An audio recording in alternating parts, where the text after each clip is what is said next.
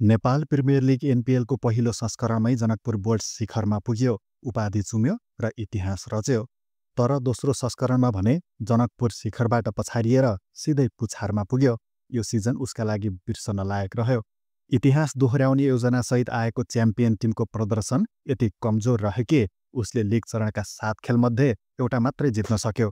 बाँकी 6वटा हार्यो र अङ्कतालिकाको सबैभन्दा पुछारमा रहेर बाहिरियो।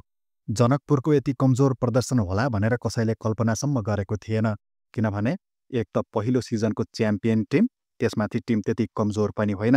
अघिल्लो सिजनकै कोर टिमका साथमा केही नयाँ विदेशी स्टार खेलाडी थपेको जनकपुरलाई यस संस्करणमा पनि उपाधिको बलियो दावेदार मानिएको थियो। नेपाली राष्ट्रिय टोलीका नियमित र भरपर्दा ओपनर आसिफ शेख जनकपुरसँग छन्।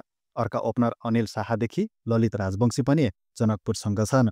नेसनल टिमका 3 जना महत्त्वपूर्ण खेलाडीका साथमा घरेलु क्रिकेटका उदयमान खेलाडीहरूको साथ पनि थियो। अमेरिकन विकेटकिपर ब्याटर लाहिरू मिलान्थासहित दक्षिण अफ्रिकाका अनुभवी खेलाडी वायन पार्नेलको आगमनले टिम अझ सन्तुलित बनेको आभास दिएको थियो। तर जनकपुरले मैदानमा भने त्यस्तो प्रभाव देखाउन सकेन। त्यसो त अपेक्षा गरिएका मुख्य खेलाडीहरूको प्रदर्शन नै राम्रो रहन सकेन। खास गरेर नेपाली खेलाडीहरूको प्रदर्शन निराशाजनक रह्यो। विदेशी खेलाडीहरूले पनि राम्रो साथ दिन सकेनन्, जसले गर्दा जनकपुरको नतिजा पनि कमजोर हुन पुग्यो। जनकपुरको सबैभन्दा कमजोर पक्ष ब्याटिङ रह्यो। जनकपुरको टप अर्डर चल्न सकेन। आसिफ शेखले पहिलो खेलमा अर्धशतक बनाए पनि अरू खेलमा राम्रो प्रदर्शन गर्न सकेनन्। 7 खेलमा उनले जम्मा 105 रन मात्रै जोड्न सके। अनिल शाहले एक खेलमा 61 रन बनाए पनि बाँकी खेलमा उनको पनि योगदान रहन सकेन, फ्लप रहे। आसिफ जनकपुरका मार्की प्लेयर हुन् भने अनिल कप्तान। 2 जना मुख्य खेलाडीको प्रदर्शन यति कमजोर भएपछि टिमको नतिजा राम्रो आउने अपेक्षा गर्न पनि सकिँदैन। आसिफ र अनिल फ्लप हुँदा ब्याटिङमा मुख्य जिम्मेवारी विदेशी खेलाडीहरूले धाने। सञ्जय कृष्णमूर्तिले 7 खेलमा 2 अर्धशतकसहित 167 रन बनाए। माज सदाकतले 5 खेलमा 113 रन जोडे भने लोफ्टी इटनले 7 खेलमा 108 रन बनाए। पहिलो सिजनमा उत्कृष्ट प्रदर्शन गरेका लाहिरू मिलान्था यसपटक कमजोर देखिए, जसले गर्दा जनकपुरको ब्याटिङ सन्तुलित बन्नै सकेन। जनकपुरले जितेको एउटा खेलबाहेक कुनै पनि खेलमा 145 रन पार गर्न सकेन। 2 खेलमा त 130 रन भन्दा कम स्कोरमा समेटियो। यो प्रदर्शनले नै जनकपुरको ब्याटिङको अवस्था दर्शाउँछ। सिजनको सुरुवात नै खराब रह्यो। सुरुवातदेखि लगातार 4 खेलमा हार बेहोरेपछि समर्थकहरूमा पनि निराशा छाएको थियो। जनकपुरले पहिलो खेलमा काठमाडौँ गोर्खाज, दोस्रोमा विराटनगर किङ्स, तेस्रोमा पोखरा एभेन्जर्स र चौथो खेलमा सुदूरपश्चिम रोयलसँग पराजय भोगेको थियो। 5औं खेलमा चितवन राइनोजलाई हराउँदै जनकपुरले आशाको झिल्को देखाएको थियो, तर त्यो जित निरन्तरतामा बदलिन सकेन, एकमै सीमित रह्यो। आइतबार कर्णाली एक्स विरुद्धको अन्तिम खेलमा जित नजिक पुगेर पनि 3 रनले पराजित हुँदै जनकपुरको यात्रा निराशाजनक रूपमा टुङ्गियो। अन्तिम खेलमा जित नजिक पुगेर पनि हार्न पुग्यो। टस जितेर पहिले बोलिङ रोजेको जनकपुरले कर्णालीलाई 20 ओभरमा 9 विकेट गुमाउँदै 129 रनमै सीमित गरेको थियो।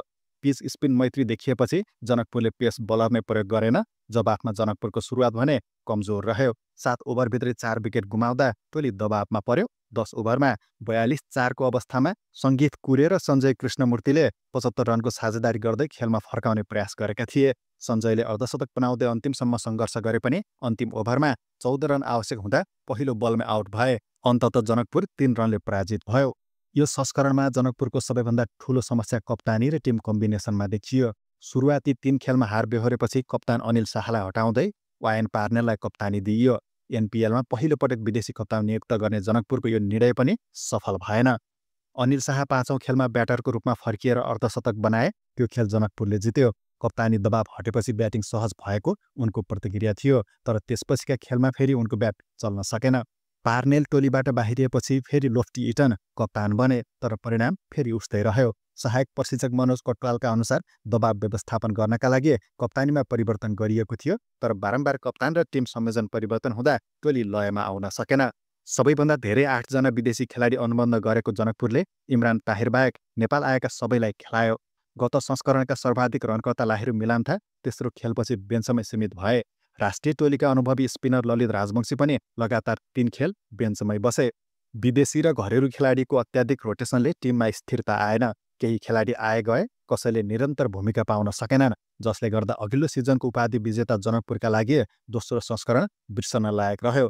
धेरै परिवर्तन, कम स्थिरता, कमजोर टप अर्डर ब्याटिङ र असन्तुलित निर्णयले टोलीलाई शिखरबाट सिधै पुछारमा पुर्यायो।